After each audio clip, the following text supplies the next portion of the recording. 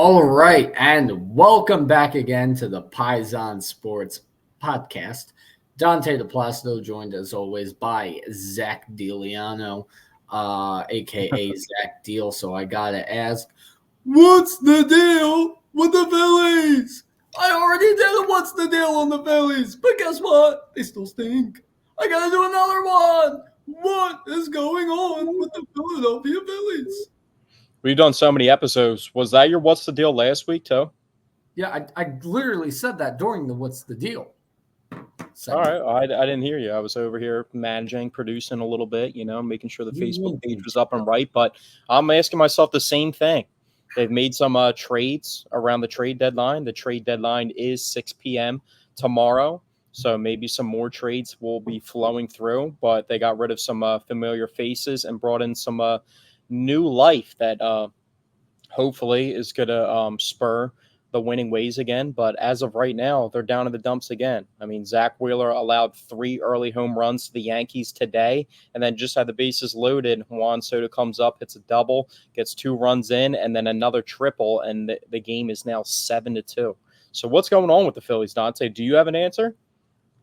all I will say is they stink. They look terrible. I am so astonished that they still have the best record in baseball. It's insane. 2 weeks ago on this podcast, or maybe last week, but I think it was 2 weeks ago. I'm pretty sure it was 2 weeks ago. I said, right now, all it feels like they're doing is just avoiding getting swept. That's it. And that continues to be the trend. Since then, they still have lost every series, but just haven't gotten swept. That's all they're accomplishing is It's avoiding 4 this. straight series they've lost, correct? Yeah, I believe so. And they had a very good chance to win the series against Cleveland. They were up 3-0 in that game, and they blew it. They just look really, really bad. The bullpen has looked bad. The hitting at times has looked really bad. They just look awful.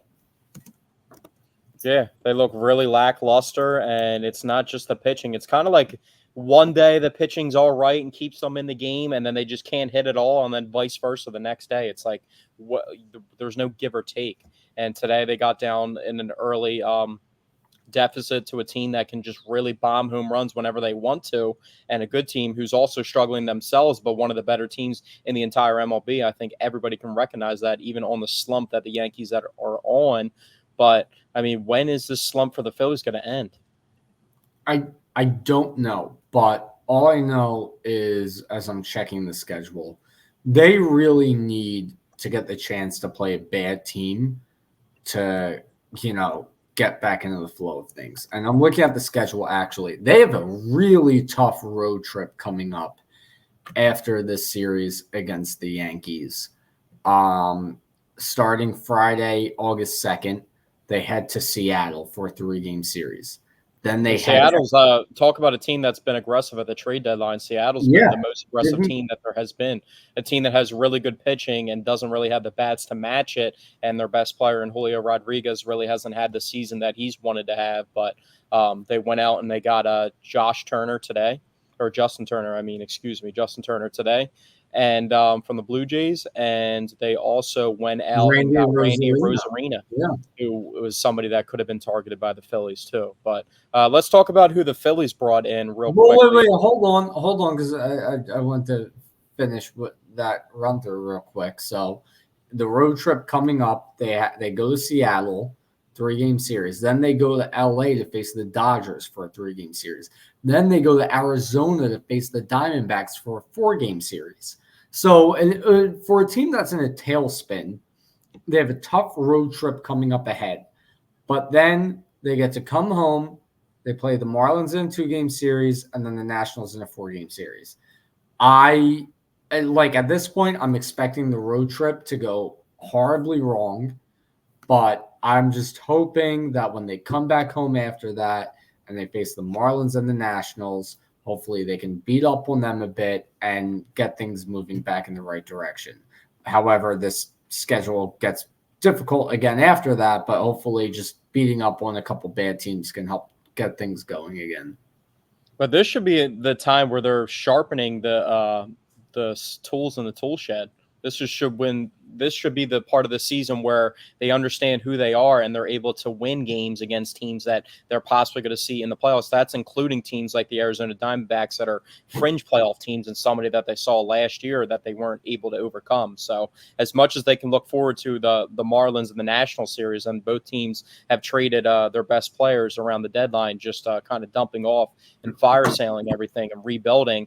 I mean, you got to look what's ahead of you, and you got to be able to kind of show your fight. I mean, right before the All-Star break, everybody was super excited for the series versus the Dodgers. It had a playoff feel to it at Citizens Bank Park. They ended up sweeping, and then they go into that athletic series, and they didn't. I felt like they just didn't have the same type of get up that they normally have for that series. And then since the All-Star break and losing that series to the Athletics, we were like, oh, they're just looking ahead to the All-Star break. They got so many All-Stars, everybody's mind's in a different place. And then coming back from the All-Star break, they get JT back, and nothing has changed at all. And then they had Austin Hayes, and nothing has changed. I mean, the Austin Hayes thing is I feel like it's he's not like a star player, but he's not like a star player, but it's a huge upgrade over Christian Pache. You know what I mean? Like, and obviously Christian Pache wasn't the starter in the outfield, but he was the guy they would put in when they didn't want Marsh facing a lefty. So in a way, you were going from Christian Pache to Austin Hayes. So it's a big upgrade in that sense. But the other fact of the matter is it's a 162 game season. I mean, even the Yankees went through a really bad slump at one point this year, and I would rather it happen now than at some point in September. Yeah, but I feel like just like in a way, it kind of alarms me that it's happening right now because they only have so much time to go and address these issues if they're actual issues. Yes. So it seems like the bullpen has been an issue for quite some time now. They addressed that with one trade, but they also sent out a guy that they had familiarity with. I don't know how much they believed in pitching Seranthony Dominguez the same way that they pitched him in the 2022 playoff run when he was one of their top relievers. That kind of obviously his stock fell down within the organization, and then they felt comfortable to move him and Christian Pache to add Austin Hayes from the Baltimore Orioles. And it was kind of weird that Austin Hayes was even available because the Orioles are very successful. And it's almost like Kimbrel and Seranthony Dominguez being in the Orioles bullpen now. It's like the Phillies being reincarnated over there. But Austin Hayes, that move, I can't really tell what's going on this early into that move being made. I think he's only played 3 or 4 games, but also it's interesting that since that he's been on the team, I mean, he's starting in left field and Brandon Marsh is starting in center field and actually getting starts versus lefties. So now it seems like Rojas is actually being pushed out and Austin Hayes is going to be the full-time left fielder, and the platoon of the outfield's kind of gone now. Yeah. So Rob Thompson announced that for 10 games, he was going to test out everyday lineup with Austin Hayes and Brandon Marsh in the outfield. So that's kind of what we're going through right now, a little experiment phase there. And then he said he was going to reevaluate after. So, I mean, who knows if he keeps up with it. It depends really on how well Austin Hayes hits. If he hits well enough that, because like I've mentioned, Johan Rojas brings a lot of value with his defense and his base running, right? So obviously you'd rather have a great hitter in the outfielder than defense, but Austin Hayes needs to hit well enough to where you're like, okay, I'd rather have him out there than great defense in the outfield. Yeah. And it's kind of pushed everybody back a little bit in the batting order now. They're going with Marsh in the 5 hole. And Marsh actually has a homer tonight. Yeah, who has a homer tonight. So usually JT's in that 5 hole. So that's interesting. That kind of breaks up the handedness too, because now you can go lefty, righty, lefty, righty, lefty if you go with that lineup. And that's pushed Bryson Stott back to the 8 hole, which he's been in for quite some time now because he's struggling a little bit. But he's actually been hitting the ball a little bit better as of late. Phillies just scored a run. Brandon Marsh driven another. I didn't even get to see what happened, but Brandon Marsh was driven another run. Now we have runners at the corners. Okay, it was an RBI single. So now runners at the corners, 1 out, 6th inning. It's now a 7-3 game. I mean, they're not going to end up winning this, but hey, good to see at least Brandon Marsh is a bright spot in this game. Sorry, I didn't mean to cut you off, by the way. Definitely cut me off there, but it's all good. But it just seems like they get a contribution from one guy. Like yesterday was the Kyle Schwarber show, and they can't get anything going outside of that. And then tonight's the Brandon Marsh show, and they can't really get anything going outside of that as well. And the thing about Austin Hayes is like he's a good bat that is more consistent than the platoon of what they were running before, but he's not a guy that hits for power or anything like that. I mean, at max, he's got some pop. But not a lot. I mean, he's got a little bit of pop, but it seems like the at-bats that I've watched of him so far in a Phillies uniform, he's really pressing. I think he's struck out at least 3 or 4 times since he's been with the Phillies, and it could be more than that. And it just seems like he struck out a couple innings ago when I was watching before the podcast started, and he's just swinging out a Castellanos-like outside slider that's not even remotely close to the zone. So hopefully the chase rate isn't that excessive as some of the other bats that they have at the bottom of the order, because that would just be very repetitive and redundant of what they have going on at the bottom of their order. Yeah, and that's the thing, if Austin Hayes can't hit well during this 10-game experiment phase, then you might go back to seeing more Johan Rojas in the outfield. One thing I want to note, by the way, from Brandon Marsh's home run tonight, which I found a bit comical, Brandon Marsh is not used to hitting that many no-doubters because he hit an absolute no-doubter, a moonshot into the second deck. And if you notice, as soon as he swung, he started sprinting. Like he just aligned a double, which I thought was kind of you never know. I respect that more than somebody just like sitting there and gazing at his own. No, come on. With that, it was there. That was it's called a no-doubter for a reason. You know what I mean? Like that was obvious. Who had the montage before? I think it was Joey Gallo of pimping home runs that weren't home runs, for pimping hits that weren't home runs. And there's like 15 different clips of Joey Gallo like pimping a home run that wasn't even close to hitting a home run. And it's been like lining out to like the warning tracks, the wall, and the outfielders like scrambling around trying to find the ball. So that's pretty funny. But if the Austin Hayes experiment doesn't work out, was it worth giving up Sir Anthony Dominguez, Christian Pache, and moving on from Whit Merrifield with all those things considered? Because that's pretty much what that move was made for. Yeah, I mean, Christian Pache stunk. Whit Merrifield stunk. I don't think Sir Anthony Dominguez. I always really liked Sir Anthony Dominguez. I don't think Sir Anthony Dominguez stunk. I think I would agree with Christian Pache. I think Christian Pache was, all right at best. I mean, he did what he was asked of. He was a good defender, but he was just so subpar at batting. I think he was batting like 200 the entire year. And Whit Merrifield, that experiment obviously didn't work. I would have kind of had a longer leash with Whit Merrifield, though, just based off of his resume. JT Realmuto just ground into a double play to end that 6th inning rally. So good job. I think we can end the updates for tonight's game. Yeah. I wanted to check because I saw they had some runners on in the 6th. I was like, maybe.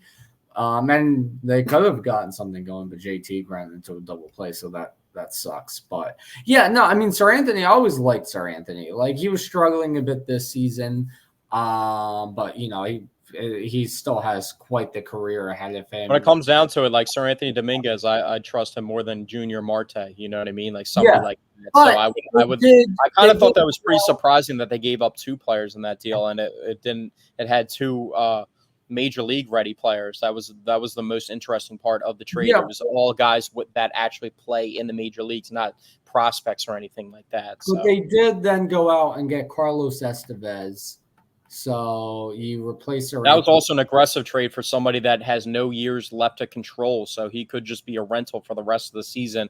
The first thing that I realized about Carlos Estevez is I'm pretty sure Johan Rojas was one of the guys that blew his save back in Los Angeles earlier in the season. He hit a home run off Estevez in that game where they hit 2 home runs in the 9th inning, and he has 20 saves on the year out of 23 attempts. So I'm pretty sure one of those attempts was versus the Phillies back, but he's had 14 straight saves that have been successful. Oh, So he's also a mountain of a man, 6'6", 250 plus pounds. So here's 2023 All-Star, just like Austin Hayes. here's a breaking trade coming in. Ahmed Rosario to the LA Dodgers.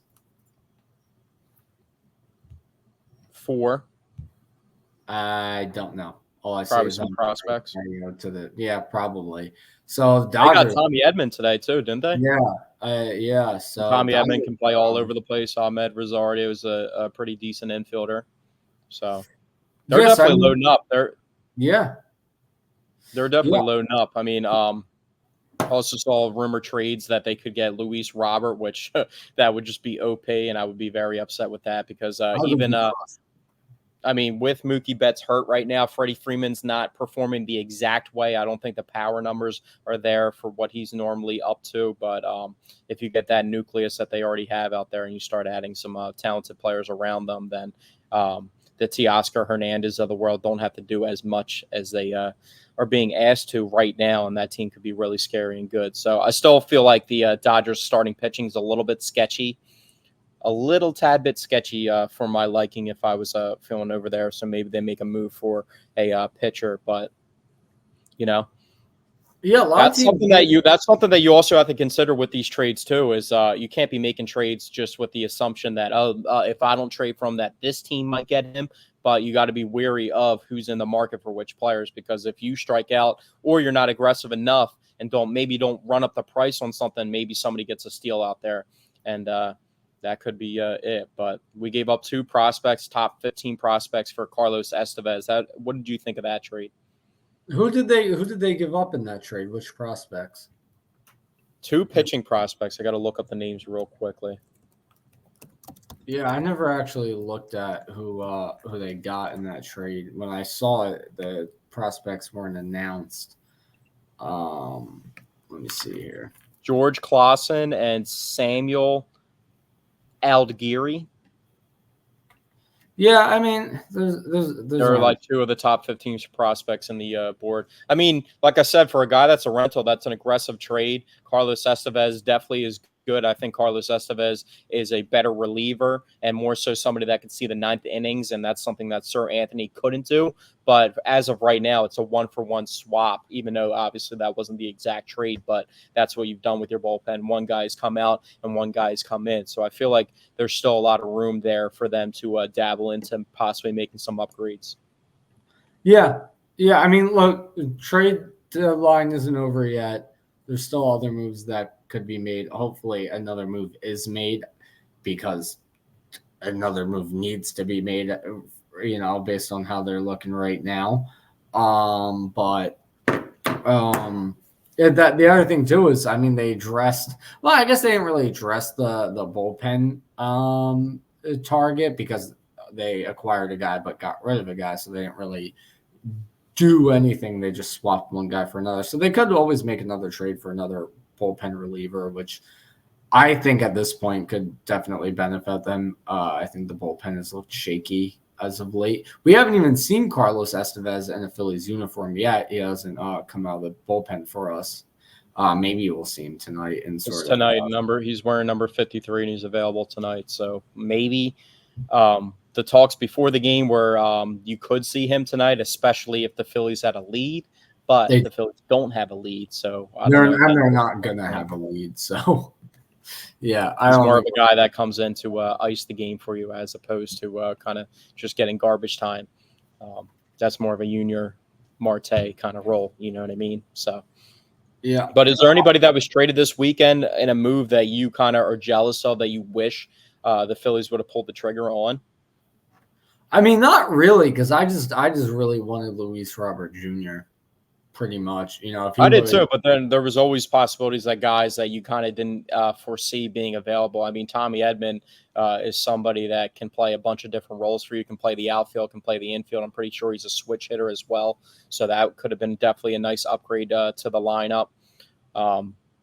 Jazz Chisholm was somebody, I mean, you saw him hit a home run at Citizens Bank Park tonight for the Yankees. He's somebody that Jazz Chisholm was playing third base for the first time in his minor or major league career. Yeah, I mean, look, the two guys I wanted, Luis Robert Jr., Brent Rooker. If one of those guys goes and it's not to the Phillies, then I'll be like, yeah, that's a move I'm jealous of. But I I don't. don't really see, like. Do you think there's a possibility that they could still be in on either of those players with the I Austin think Hayes trade? so. I think so. I think so because Austin Hayes isn't anyone that special. It's not like, oh well, why trade for somebody when we got Austin Hayes? You know what I mean? He's not like that good. He's a decent hitter, a guy who can hit lefties well, and especially with him struggling a bit to start out. I wouldn't be like too surprised if they still made a move for an outfielder, someone even better than Austin Hayes. I mean, I feel like Luis Roberts definitely more on the board than like Brent Rooker because I feel like Brent Rooker would be more so in that platoon type role with like a really good bat, but he really can't field at all. And Luis Robert comes in and is your center fielder, and I would feel Yeah, comfortable. I think you agree that Brandon Marsh is a better player than Austin Hayes, or who would you give the? Oh, yeah, definitely. Um, Austin Hayes is Because kind if of they do make a move, if they make a move for another outfielder, then you would have to oppose that, like see how the platoon go. Maybe the platoon is Rojas goes back to the minors. Um, Austin Hayes and Marsh kind of platoon with each other a little bit, but more so the edge to Marsh and then Luis I would Robert in center say. field. But I feel like that's just like wishfully thinking now that they already made the move for an outfielder. I feel like they would be targeting more of like kind of like a long arm for the bullpen or to kind of patch up the injuries with the starting rotation right now. Yeah, I mean, look, I would say if they make a move for Luis Robert Jr., I would think then your outfield becomes Marsh, Robert Jr., Costi, and Austin Hayes platoons. That's the assumption I would make. But we've asked this question every single week because we've been talking about the trade deadline, and it's actually crazy that it's actually coming up to the end of the trade deadline because it seems like we've been talking about, while we talked about the Phillies, we talked about the trade deadline for the past month and a half or so. But what prospects would you be willing to give up for Luis Robert? Because if you want to make that trade happen, I mean, we just gave up two top 15 prospects for a relief pitcher that has no control past this year. Top 15 pitcher prospects, not top 15 Okay, prospects. well, I mean, there's five pitchers that go into a starting rotation. So, Yeah, but it's still two vastly different things. You're I not mean, giving. what? So, to at least two top 30 prospects, at least. It could be top 20, depending on where the pitchers rank in the top. Do you think most of the top 20 is just? You think out of the top 20 prospects, 15 of them are pitchers? No, it just could be those Well, two pitchers that are top 20 prospects. I guess that's true, but no, they weren't. I don't think they were both top 20. I think that's definitely a stretch. They could have been pitcher prospect number 11 and pitcher prospect number 13, and then in the top somewhere in the top 50 out of the top 30 in terms of prospects. You know what I mean? There's so many other positions on the baseball field. It's very different than if they gave up two top 15 prospects. It's very different. So I wouldn't care if they still decide to go out and get a Luis Robert Jr. and throw in Johan Rojas and one of the prospects we mentioned last week that we wouldn't mind seeing packaged with Johan Rojas to get Luis Robert Jr. Would you do Johan Rojas, like Mick Abel and Justin Crawford? Not and Justin. I wouldn't give up Rojas and Crawford. I would go Rojas. I don't even know if they would want it, but they would want some type of like form of that talent coming back. I would go Rojas, McAbel, Carlos De La Cruz. That's a good trade. I feel like you still would have to add on top of that. I feel like the reason why he hasn't been traded yet is because there's a asking price that the Phillies just aren't willing to meet at the moment. And I feel like that price is only getting driven up by the day. And by the time that the deadline is coming, I don't feel like any of the prices are going down. Yeah, I mean, that's the thing too is, I wouldn't give up too much for Luis Robert Jr., especially, like this team. They're looking shaky right now, but we know how good they're capable of being. Johan Rojas is still a young guy who you can count on to possibly be your franchise center fielder. I know a lot of Phillies fans don't see it that way, but this is a guy who came up from Double-A last year and batted .300 for the rest of the regular season, who plays phenomenal outfield defense, runs the bases very, very well. I agree with that, not to cut you off, but I feel like they're going off the assumption of what they saw in the playoffs last year. Like in that moment, that was one of the biggest moments to me that I keep remembering. Is when Johan Rojas is up to bat with the bases loaded and just couldn't come through. And that's not really his fault. It was him thrust into a really, really tough role, but they just didn't pull the trigger on making a move for a pinch hitter at that point in time. And I felt like they really could have. And you kind of know what Johan Rojas is. I mean, he's a phenomenal defender. He's one of the best defenders that there is in the entire MLB. But at the end of the day, when push comes to shove, he's not who you want at the plate and somebody that you can trust at the plate. Yeah, but it's unfair to make that assessment on a guy, who's been the majors for a few months and is now in the postseason. You know what I mean? And then but it's carried over to this year as well. It's only his second year in the big leagues. He's still very young. I know, but this team doesn't have time to wait. I mean, like if there was like the Baltimore Orioles, for example, they have Jackson Holiday. That's what I'm saying. I'd be willing to give. They don't have time for Jackson Holiday to go through his growing pains while they're trying to win games. That is why I'm saying I would be willing to give him up for Luis Robert Jr. though. That's why I'm saying that. But I'm saying if they don't have to give up everything to get Luis Robert Jr. because they still do have a promising young outfielder in Johan Rojas. But I would definitely give him up in a heartbeat for Luis Robert Jr. It just wouldn't be the end of the world if they don't land Luis Robert Jr. and, they don't have to give up their entire future to get him. Yeah. But also, I feel like you can't always assume that all your prospects are going to work out. So maybe it might be on somebody that's on the fringe that seems like they're a superstar, and you send them over to the Chicago White Sox, and at the end of the day, they're still playing for the White Sox, and that team is still going to be bad for quite some time. So it's not like you're going to be, trade that player and then have to face him in the World Series the next year. You know what I mean? That's not going to be the case. But, I mean, it's tough decisions. Like you're sitting on these prospects. It seems like we've been waiting for Mick Abel and Andrew Painter and some of these other guys to come up to the majors for so long. And no, we're not waiting on Andrew Painter to come up to the majors. We're waiting on him to get healthy. It's that's a different thing. Don't lump Andrew Painter into this. I mean, Andrew Painter looks like, he looks like he could be up next. He looks like somebody that's going to be part of the starting rotation for a while, but there's always that if.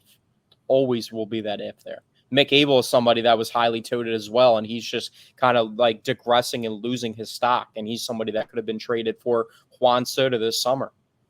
I'm so surprised that, with all the times the Phillies have needed to call up a starting pitcher this season, Mick Abel still hasn't gotten a call. It's insane how much. I know, you would think they at least give him a shot. They're giving like Michael Mercado a shot. Tyler Phillips, has been he's been great. He's been the only bright spot lately. Kobe Allard was another guy that got his opportunity. I mean, he didn't pitch the worst. He just got no run support yesterday. But blown to believe. No, Tyler Phillips back-to-back outings without giving up a run. The most recent one, a complete game shutout. He looks really, really good. And he waited until the end to start throwing that changeup, and that's a damn good changeup he has. He was able to get a couple strikeouts with that in the ninth inning. Right now Tyler Phillips is one of the few bright spots on this team. But anyway, it's time for my Meatball of the Week. And my Meatball of the Week is not the Meatball of the Week Zach thinks it's going to be my Meatball of the Week. We discussed the Meatball of the Week, but then I thought about it, and I remembered a different Meatball of the Week. And my Meatball of the Week is the Phillies cameraman during the game against the Minnesota Twins. A home run to left field, and the cameraman panned the camera to right field completely away from the home run. He completely ruined it. It was terrible. Horrible camera work. Just terrible. Cameraman. How do you misjudge that? I mean, it's one thing to like the depth of like where you're going, but like the complete other side. I've never seen that. I've seen people go up too high, and then it ends up being a fly out when you thought it was going to be a home run. It's funny when that happens. I've never seen somebody pan to the completely wrong side of the I was hard. I watched that live. I was like, where is it going? It throws you off. Sometimes you see it in football when there's like, if it's like college football and it's like the triple option or something like that, or You see that in like the a punt gets panned or something like that. But it's very rare that you see that in baseball. So that's definitely something that I noticed. I felt like I saw that again too. Like in the broadcast, I saw it another time happen that wasn't on the home run. Maybe it was like a foul ball behind home plate, and I felt like he panned like to the ball being in play, but it actually was soaring over the netting. But to each his own. Quick one more update. It's now 9-3 Yankees. Yeah, we're good on the updates. We don't need any more updates. I thought Junior Marte was last time. for the Junior Marte was. Yeah, what did I say during that exact segment too? But that's time for. Also, sorry. I was just gonna say real quick. Also, this pushes Zach Wheeler's ERA from a very stellar 2.55 to a whopping 2.94. I mean, still a phenomenal ERA, 2.94, but it doesn't sound nearly as good as 2.55. Yeah, the starting pitching just hasn't been the same. And like I said about saying Carlos Estevez tonight, maybe if they were winning the game, but I said Junior Marte is the guy that you're going to put in a situation like this. And Rob Thompson must have heard me because that's the situation that we're in right now. But we're going to talk some Eagles now, who was supposed to be the meatball of the week, Mekhi Becton, for throwing up 10 to 15 times at the beginning of training camp on the sidelines. I mean, that's a gigantic dude. He's 6'8", 350, but he also has a chance at winning the starting right guard spot because Tyler Steen is dealing with an ankle injury. So Mekhi Becton is taking first-team reps at the right guard spot. So a lot of people think that that's maybe not the smartest move for the Eagles to make just based off the pure size of him. And might be hard at times for Jalen Hurts to see over him. But a former top first-round pick in Mekhi Becton, I actually have high hopes for him as one of the platoon offensive lineman for the Eagles this year if he doesn't win the spot. I think that Tyler Steen's going to be able to win the spot. Tyler Steen's also 6'6". How tall is Mekhi Becton again? 6'8". Okay, yeah, an extra. I'm seeing 6'7", so an extra inch or two. But I mean, Tyler Steen is also a massive. We used to have King Dunlap back in the day. He was 6'8", played for the Chargers as well. He was on our offensive line for quite some time. I'm curious. How tall was Brandon Brooks? I don't remember him being tall. He was 6'5", I believe. 6'5", yeah. And then after him, you had Isaac Seumalo. I'm just. He was like 6'3". 6'4". Yeah, and that's the year we went to the Super Bowl when Seumalo was in at right guard. And then after that, Cam Jurgens was pretty short too. Right? Was he like 6'3"? Yeah, pretty short, yeah. 6'3", yeah. Steen is 6'6", Dickerson 6'6", Kelsey was 6'3", Jurgens is 6'3", Sua Opeta, there's another guy 6'4". By the way, now this is a random thought, but I do enjoy how a lot of the sort of Somalian NFL players, their names are usually just all vowels. Who was the one guy? Oh, Vio. His last name was just a V and then a bunch of vowels. Vio. Then you have Halapululati Vaitai. You know what I'm saying? His first name was Halapu. I still can't. I always thought that he got a very generous deal when he left the Eagles. Oh my God, he got a very generous deal. So did Andre Dilliard too, who got cut from his deal real quickly. But Halapuli Vaitai. And then right now they have Marlon Tupulatu.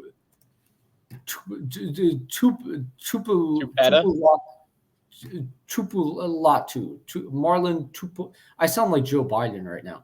Marlon Tupu. I can't say it, dude. Tupulotu. Marlon Tupulotu. There we go. That took a lot of attempts. Just like the old middle linebacker Lofa Taputo. I've never heard of her. Never heard of Lofa Taputo? Lofa Taputo. See, that's what I mean. Their names are it's just all vowels.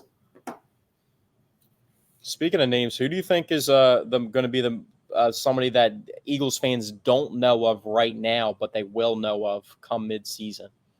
I think maybe one of the Somebody that's not rookie, a household name right now, somebody that's yeah, going to kind of emerge. I'm thinking maybe one of the rookie wideouts like Johnny I've heard Wilson. so Yeah. far in training camp, I mean, their first full padded practice is going to be tomorrow. So we'll have a lot more telltale of what's going on and what, I feel like um, you can't even really grade the offense and defensive line until pads come on because, you're working without pads. So it's pretty self-explanatory, but I completely forgot where I was going with that for some reason. Well, I mentioned maybe Johnny Wilson or Oh, they yeah, haven't really been getting time. Apparently, the rookie wide receivers haven't been getting as much time, and the veterans are really taking over the wide receiver 3 role. I mean, we already know wide receiver 1 and wide receiver 2 are locked up. I don't know if you saw those plays that Devontae Smith made this past weekend with those 2 catches. yeah, I saw that. Yeah. The one was a perfect throw from Jalen Hurts, and then the other one, He throws a really good deep ball. I mean, he doesn't have yeah, the he does. strongest arm, but he throws a very good deep ball. And a lot of Yeah. it, I feel like the Eagles get a lot of teams and a lot of cornerbacks that they kind of play the ball like over the top, and then the receivers kind of undercut the ball and are able to make plays on the ball. So I mean, Devontae is able to make the same plays. Devontae might make better plays on the ball in the air than AJ Brown does, and that's saying something. Yeah, I mean, yeah, he for a guy like you don't really expect it from Devontae Smith because he's like a thin speed receiver. So I don't really like expect it from him, but he does a very good job at going up and getting it. And of course we saw that in that one catch he had in training camp. The I the remember main when thing, they played Washington. I don't know if it was last year or the Super Bowl year. I'm pretty sure it was last year, and when they played Washington in Washington, and he just went crazy. And he had that one catch at the goal line where he got up. I'm pretty sure it was. no, because then we Might like have been. It might have been the Super Bowl year. yeah, because then we lose like both games to the Commanders last year. Or No, we something. beat them both times, but they scored the touchdown at the end of the game last year to make it to overtime. Jahan Dotson.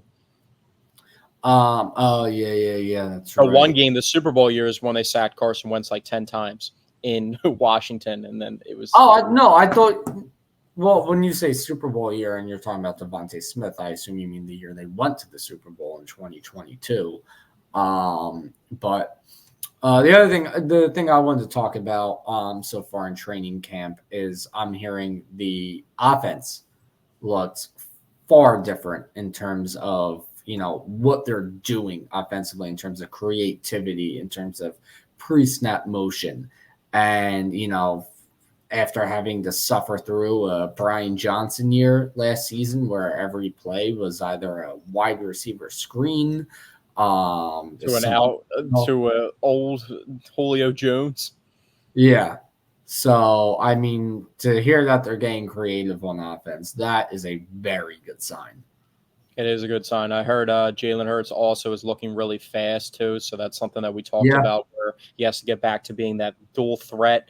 And it felt like last year with that knee injury that he wasn't just able to carry the ball the way that he did, even though he broke the rushing touchdowns record for a quarterback. But it just felt like a lot of those obviously being the tush push, and we're wondering how much of the tush push is going to be. I feel like they're still going to run the tush push, in my opinion. Wait, I don't wasn't know. it? I thought it wasn't banned. Am I? It isn't, man. Yeah. So they're still going to do it. But do you think as frequently without Jason Yeah. Kelsey? Because that's another element to it. Yeah. I mean, like I've said, Cam Jurgens is to be a Jason Kelsey clone. I mean, obviously he's not going to be as good as Jalen Kelsey right out the gates, but I mean, a lot of it is also the sheer leg strength that Jalen Hurts has.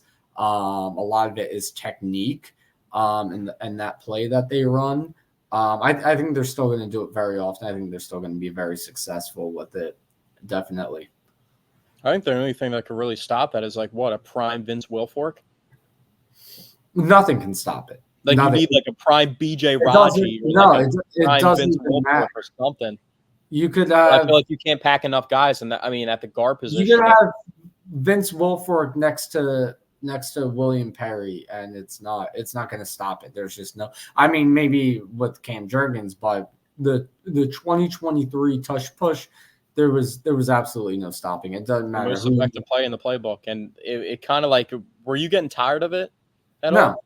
no, and I Whatever really works. I mean, I don't care if they want to run a QB sneak. It's literally a QB sneak. So if they want to run the QB sneak in the times that it's needed, I mean, I remember the one time one of my favorite plays of the season last year is when they lined up in the tush push, but they had split backs in the backfield, and they ended up running a sweep with DeAndre Swift for a touchdown. yeah They get creative like that. They run a couple wrinkles out of it, which was good. Another to see. one was a like little flat route from the tight end, a little ziggle Yeah. flat route that they ran off of that as well. And So you know what? do a couple different things off it. You know what? The other thing too was the couple times they ran wrinkles off of it, people complained like, "Oh, why use it during a meaningless game or during a blowout or whatever the situation was? Why not save it for the playoffs or whatever?" And I disagreed with that statement because here's the thing: if you run wrinkles out of it, then the defense has to be prepared for that, right? Now, the tush push is insanely effective. Okay, so you're more confident running the play as it is than running a wrinkle out of it. So use those wrinkles when the situation isn't that dire because you don't know for sure if that's going to work.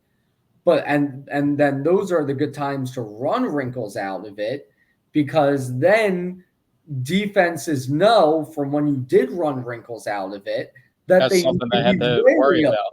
Yeah, they need to be worried about. So they can't just full out sell when stopping the tush push if they have to worry about you running a sweep or a pass out of it.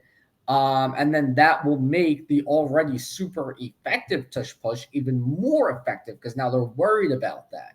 So that's I why agree with your point. I just don't have a problem with either. Like if they didn't show the wrinkle plays and then wanted to whip it out for a playoff game and it wasn't on tape, then I'm okay with that. But if you want to show yeah, the wrinkle plays and have it on tape to have this defense second guessing themselves, then yeah. I'm with whatever. So I just don't understand why there would be any complaints on either side. I just feel like, Yeah, no, I saw a lot of people on Twitter complaining about that.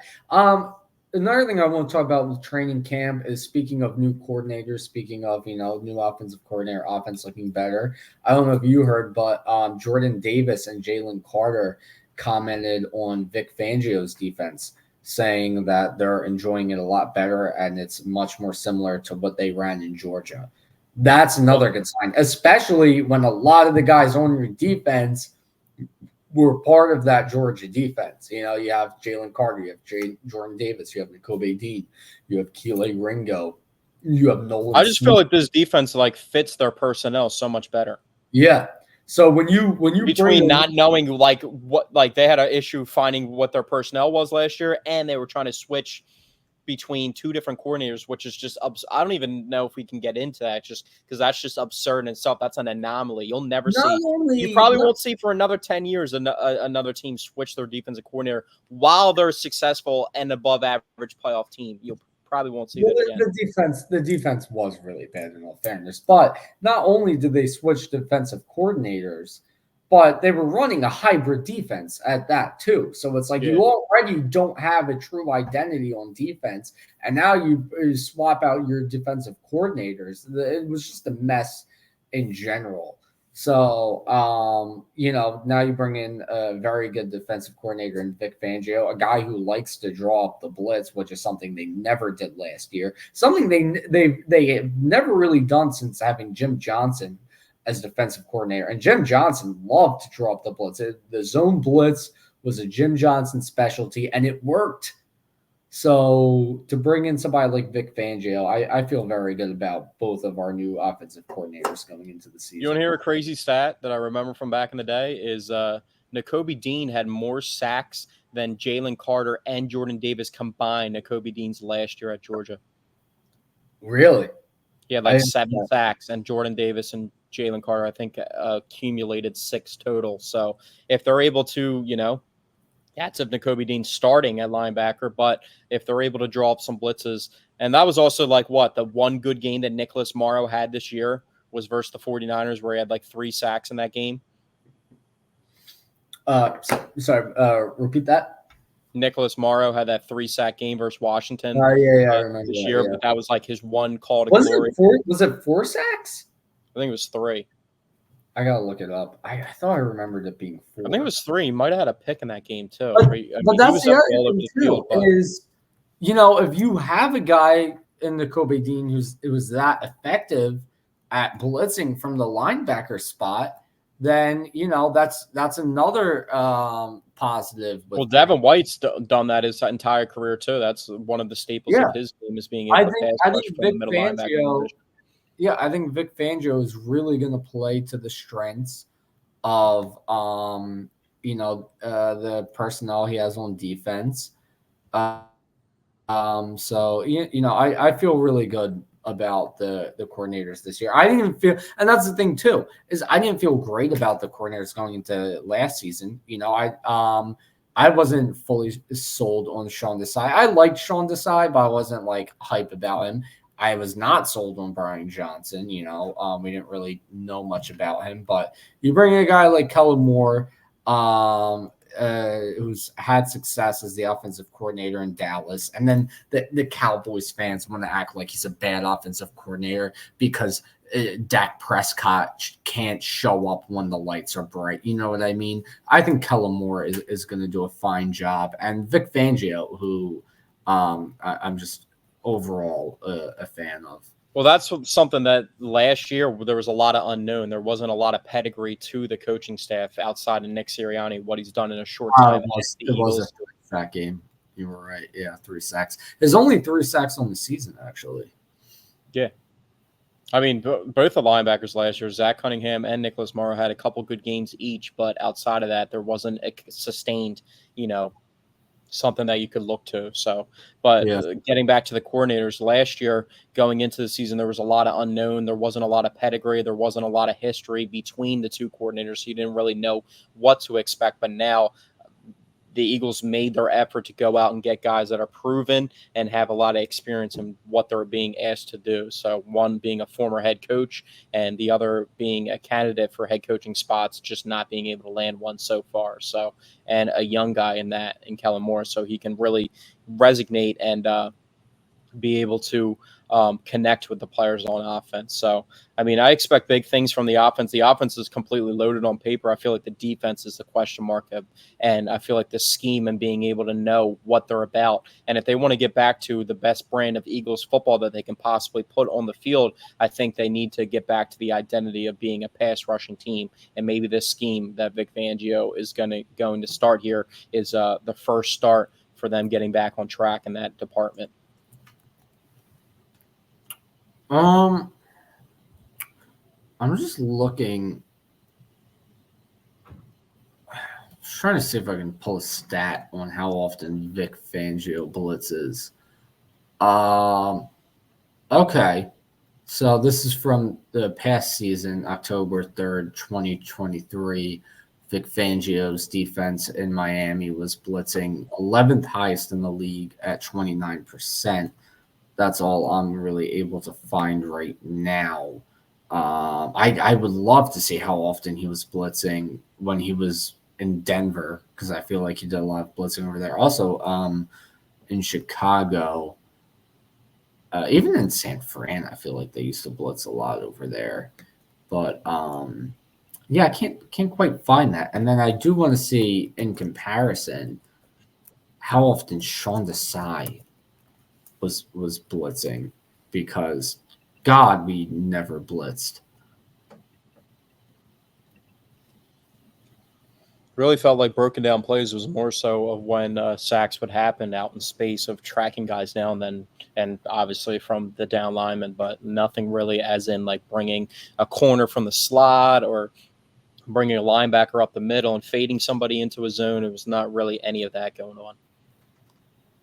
But then again, people did complain a lot when Hassan Reddick had to drop back into coverage. So, I mean, if you bring somebody on a blitz, I mean, that's X and O's of football, though. If somebody has to go back and fill that zone, so.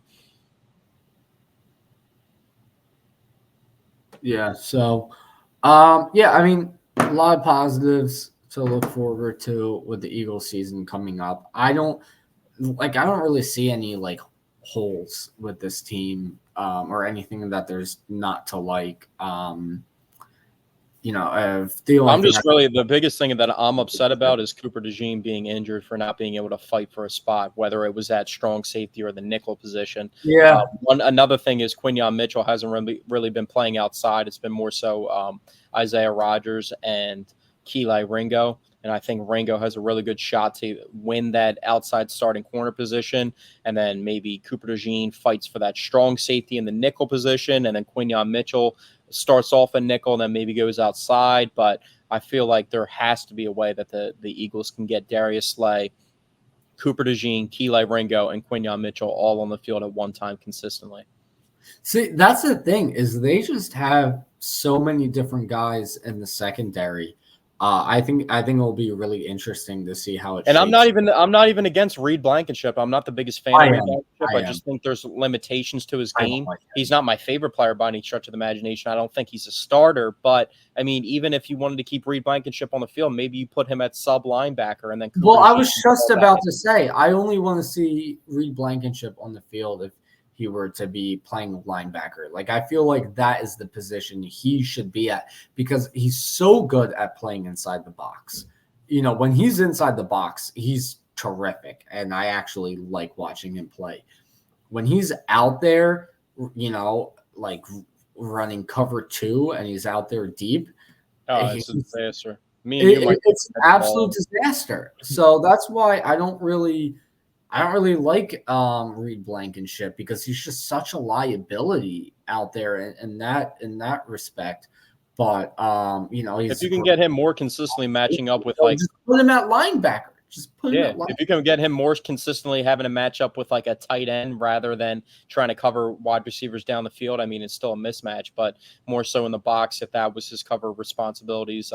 More so of like a spur strong safety, like closer in the box. But it feels like there's too many times where he gets caught trying to man deep in the field and play deep safety. That's why I'm interested to see how they're going to ask Chauncey Gardner-Johnson to play because C.J. Gardner-Johnson comes up and makes a lot of plays in the box, but he's also a really good free safety in covering the middle of the field. So it's going to be interesting to see. And they're going to have safety help over the top, especially if they have a young corner out there or 2 young corners out there with Cooper DeJean and Quinyon Mitchell. Yeah, so I mean, and that's the thing too is even if you're playing Reed Blankenship at safety, like I said, they have so many options at safety and in the secondary in general. Where I almost forget about Sidney Brown all the time, but right now Reed Blankenship is spotted Sidney Brown, I think, is really good. I really like Sidney Brown. So I mean, what you could always do is in situations where you're looking to stop the run, you can run cover 3 with Reed Blankenship in the box, and then on more passing downs you can put in somebody like Sidney Brown or Cooper DeJean or whomever you want to put at safety instead of Reed Blankenship to have actual speed out there playing deep safety. There's just so many options, so many different ways that can go about things right now with the secondary. It'll be interesting to see how it all shakes up. For sure. Let's get to some actually we have one more topic on the Eagles. James Bradbury, somebody else that's been playing safety, and he's been playing good safety. He actually made a couple big plays in practice. He's somebody that knows his role as of right now for a guy that went from signing a second contract with the Eagles. First off, signing, I think it was like June-ish of the Super Bowl year, before the Super Bowl year, signed late. He was somebody that all the fans were calling for him to sign, had a phenomenal year, an all-pro type year, and then gets a second contract with the Eagles. And then 1 year after that second contract, he's already kind of being phased out a little bit. They're asking him to switch positions. A lot of guys would ask to be traded, and that's not something that he's publicly done so far yet. And he's made it seem like he's going to be with this team until he's not with the team, and he understands his role. So what do you make of the James Bradbury situation, and how do you think it plays out? Well, I heard his comments the other day, and it made it a little hard for me to continue to dislike him because he just seems like a very real team player. Yeah, he understands he didn't play well last year, so he didn't say it directly, but I'm guessing that probably means he also understands that he's getting old now and he's not as fast because he's very willing to move to safety. So my guess is he realizes, okay, I played bad at corner last year. I don't have the speed for it anymore. Sure, I'll move to safety and see how that goes. And so far it's going well. I mean, and that's the thing. That's what happens a lot of times with corners in the NFL is they lose their speed to play outside corner, but the talent is still there. So they move to safety and they're able to do well because although they don't have the speed to play corner anymore, they still have, all the other tools to play well in the secondary. So, I mean, we've seen it before in the past. Who was that guy who played for the Raiders and then moved to safety? What was his name? Charles Woodson. Woodson, and then there was the other one too. I think he wore 24. That's Charles Woodson. Oh, that's right. I used to always get Rod Woodson and Charles Woodson. Rod Woodson. He also played both too. Yeah. Yeah. Charles Woodson and Rod Woodson, two guys who started their career at corner and then at the end of their career moved to safety, and both of them played well at safety as well. I think of the McCourty twins too when I think about guys that were kind of did both. Yeah. And I mean Charles Woodson, he was at the end part of his career when he was playing safety. He was the only good player on that Raiders team back in I want to say the early to mid 2010s. So I mean it's something you see in the NFL, and who knows, maybe it ends up working out for James Bradbury. I feel like his decline's a little overhyped too. I feel like not only was he somewhat on a decline, but also their pass rush wasn't the same as what he did. Let's not say somewhat of a decline. He was. I mean, it also has to do with their pass rush not getting. Yeah, but he was never a glue man on man sticking you that's the profile of Darius Slay. That's not ever the corner that he was. So when the pass rush wasn't there to also aid him. Obviously, I'm not going to say that he wasn't as good. I mean, the Seahawks play with Jackson Smith and Jigba going right past him for the game-winning touchdown. Plays like that happen, but I feel like a lot of it also had to do with the overall changing of the defense too. But I'm not going to sit here and say that he didn't decline at all. I just felt like there was other factors into it as well. But I mean, hey, maybe he still gets a shot with the Eagles. I know they have a lot of talent at corner now, but they're already down Cooper DeJean. They already have Sidney Brown down. So, I mean, he's running with the second-team safeties. So, I mean, maybe an opportunity opens up. If not, maybe another team comes knocking and calls and asks for his services, and they get a draft pick out of it. So that's a good point too, because with everyone hurt, he'll get a chance to see some action in the preseason, and then maybe he does well enough to where you can get a trade for him. I think that would be huge because Sidney Brown and Cooper DeJean, obviously they'll be back, and it'll be a very crowded secondary. Probably not much room for James Bradbury, especially an old guy still making a lot of money. So I think that would be a perfect scenario. Is this allowing him to get some preseason snaps, which would lead to a trade? I think that would be fantastic.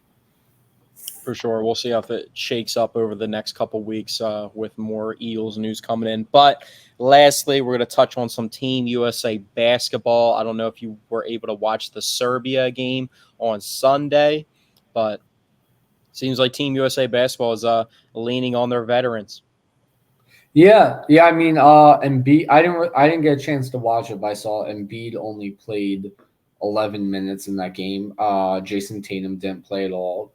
Tyrese Halliburton didn't play. I don't know about Jason Tatum might be phased out just like Tyrese Halliburton with the comeback of KD, because that was the first time KD was able to play with the calf injury of the Olympics, and you saw how it went, and you saw how efficient and good he was. So this team's still relying on LeBron and Kevin Durant as their two best players, and they're playing like it. And Anthony Davis, I feel like Anthony Davis just fits what Team USA needs better than Joel Embiid, just flat out.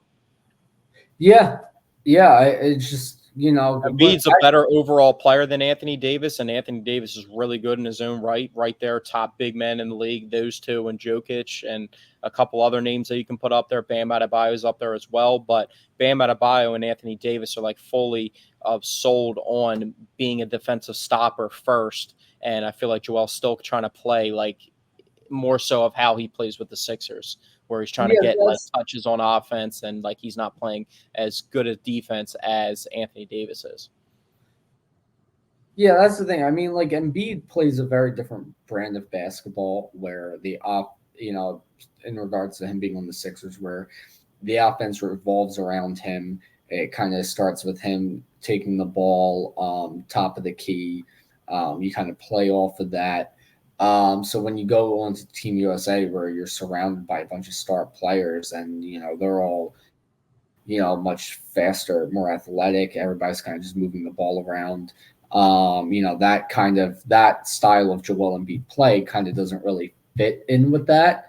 So to have somebody who's fast and athletic like Anthony Davis, it's a better fit for the team than Joel Embiid. Yeah, definitely with a better pace and like fast and athletic. Bam Adebayo is the epitome of that. Bam Adebayo is only 6'9". It's crazy. He's like an inch taller than LeBron, but definitely plays that big man role really well. And it seems like outside of that, the star players, the person that's getting the most plays ran for him is Ant Edwards coming off the bench, who's now going to be coming off the bench. So I think the locked-in Team USA lineup of what they're going to go with is going to be I think were they starting Drew Holiday? I know they're Steph Curry, Devin Booker. I think with KD healthy, they're going to go with Steph Curry, Devin Booker, LeBron, Kevin Durant, and then Joel Embiid. But I don't know. I don't know how much longer Joel Embiid's going to be the starting center. Maybe they just start him and then kind of lean towards Anthony Davis with the rest of the starting lineup down the stretch. Yeah, the starting lineup against Serbia. Let me see. It was it was Drew, Steph, Booker, Embiid, LeBron. Oh, so Kevin Durant wasn't even in the starting lineup. I would assume that Drew Holiday's out of the starting lineup. He actually only played 17 minutes off the bench, and Devin Booker played 26 minutes in the starting lineup. But KD in those limited minutes led the team in scoring with 23 points. Didn't miss a shot either. Yeah, so then the bench you had was KD, Bam, AD, Edwards, and Derek White. So yeah, and I think that's a great fit for them. I think it might even be best to keep Embiid in the starting lineup and just and just give Adebayo more. I mean, AD and Adebayo more minutes, just to have that size in there, for like the start. I haven't personally. I don't know. I mean, I've watched a lot of their games of recent because I've had some time to watch them. Usually, they're playing like during the day, but the last two games I watched almost the entire games. I haven't seen them roll out Anthony Davis and Embiid on the court at one time. Have you seen that? No, it's usually I've seen Anthony Davis and Bam out there quite a bit together. Yeah, I haven't seen Embiid out there with AD. I don't even know how that would really work, but I mean, yeah. So, but I did see Serbia roll out another big man with Jokic, so I don't know if that's like maybe they would consider a lineup like that if a team was giving them that type of look, but it really depends. But thank you guys for tuning in to another Paisan Sports podcast, episode 57. We'll have more updates on the Eagles training camp as the weeks follow with the football season coming up. Obviously, the end of the baseball season and the run to the playoffs. We'll also be covering that too. And whatever Sixers news and NBA news comes out as well. So from me to Dante, thank you guys for tuning in, and we'll see you next week.